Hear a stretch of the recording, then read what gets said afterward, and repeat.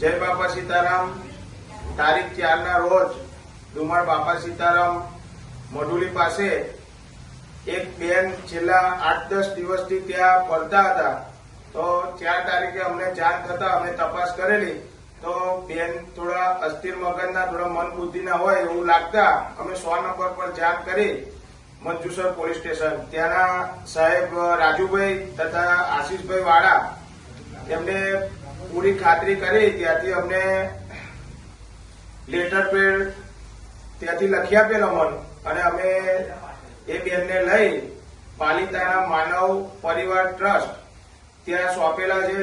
આ બેનની ઉંમર ઘણી ઓછી હોવાથી તેઓને ઘણી બધી તકલીફ પડી શકે એવી અમને લાગતા અમે એ બેનને યોગ્ય જગ્યાએ વ્યવસ્થિત રહી શકે અને એમને કોઈ પણ જાતનું નુકસાન ના પહોંચે એ માટે અમે માનવ સેવા પરિવાર પાલિતાણા ખાતે એમને સોંપેલ છે। જય બાપા સીતારામ।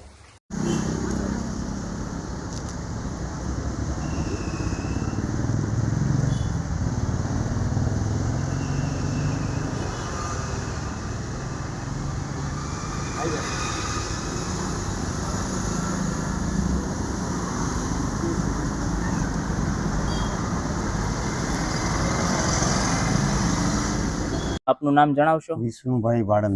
અને તમારું નામ? અજીતસિંહ માધવસિંહ મેડા। તમારું નામ? અને આપ કઈ જગ્યાએથી આવો છો? ડુમાડ ગામ, તાલુકો જિલ્લો વડોદરા। તાલુકો જિલ્લો વડોદરા, ડુમાડ ગામ। હા। અને આ જે બહેન છે, આ બહેન તમારા વિસ્તારમાં કેટલા સમયથી દેખાતી હતી? આજે 10 થી 12 દિવસથી અમારે ત્યાં બાપા સીતારામની મઢુલી છે ત્યાંની આજુબાજુ ફર્યા કરતા હતા। એટલે મને ડાઉટ ગયો કે આ બેનને કઈ અસ્થિર મગજ ના હોય એવું લાગી આવ્યું।